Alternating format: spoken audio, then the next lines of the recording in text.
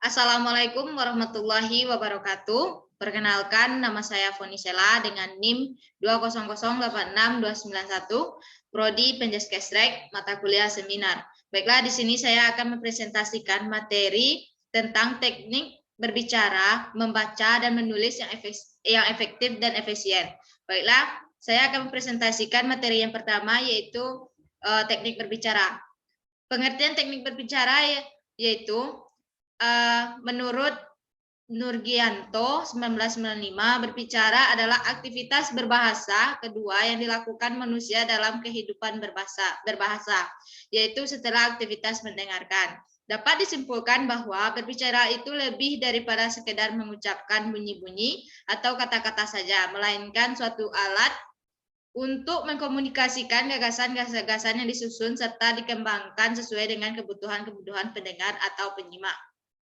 Yang kedua yaitu tujuan berbicara. Tujuan berbicara yaitu tujuan utama dari berbicara adalah untuk berkomunikasi. Agar dapat menyampaikan pikiran secara efektif, seyogyanya adalah sang pembicara memahami makna segala sesuatu yang ingin dikomunikasikan. Yang ketiga yaitu macam-macam teknik berbicara. Yang pertama yaitu prinsip motivasi. Prinsip motivasi yaitu setiap pembicara sudah barang tentu mempunyai motif yang berbeda-beda, tergantung pada masalah yang dibicarakan. Siapa yang bertindak sebagai pembicara, serta waktu, tempat, dan alasannya. Yang kedua yaitu penyajian isi pembicaraan. Penyajian isi pembicaraan dapat dibedakan menjadi tiga, yaitu bagian pendahuluan, isi, materi, dan penutup. Yang ketiga yaitu teknik penyampaian dan gaya berbicara. Teknik penyampaian pembicaraan dapat dibedakan menjadi dua, yaitu teknik memulai pembicaraan dan teknik pola.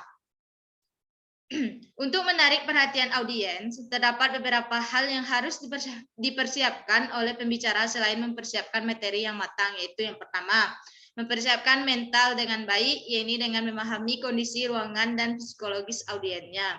Yang kedua, berlatih dengan baik dan teratur di depan cermin, dengan maksud agar pembicara mampu melihat mimik dan ekspresi mukanya. Yang ketiga, menyesuaikan penampilan fisik sebelum tampil di atas panggung. Yang keempat, berupaya untuk menjadi diri sendiri. Dan yang kelima, yaitu menyelipkan humor-humor atau cerita lucu di antara pembicaraan yang disampaikan sehingga pendengar tidak merasa bosan.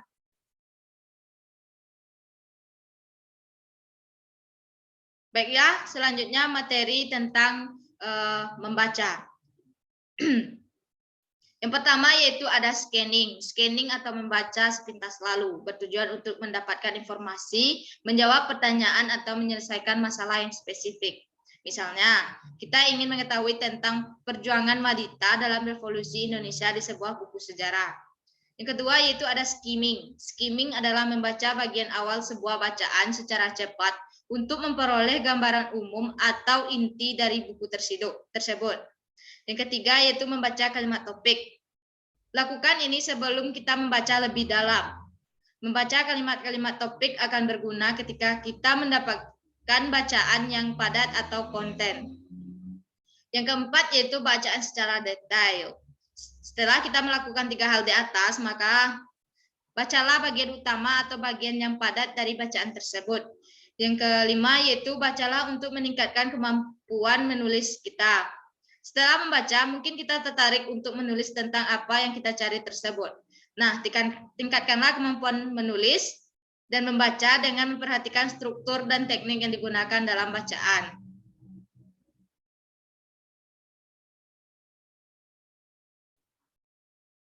Selanjutnya, teknik menulis yang efektif dan efisien. Teknik menulis yang efektif dan efisien ada 8, yaitu yang pertama, latihan dan harus tahu apa yang ingin ditulis. Yang kedua, menulis ide atau kerangka tulisan. Yang ketiga, mempelajari topik selanjutnya. Yang keempat, menyingkirkan gangguan. Yang kelima, menulis dalam kondisi tubuh santai. Yang keenam, menjadi produktif. Yang ketujuh, menggunakan kata yang mudah dipahami. Dan yang terakhir yaitu edit apabila telah selesai. Baiklah, mungkin hanya itu presentasi dari saya. Apabila ada kesalahan saya mohon maaf. Terima kasih. Akhir kata, Assalamualaikum warahmatullahi wabarakatuh.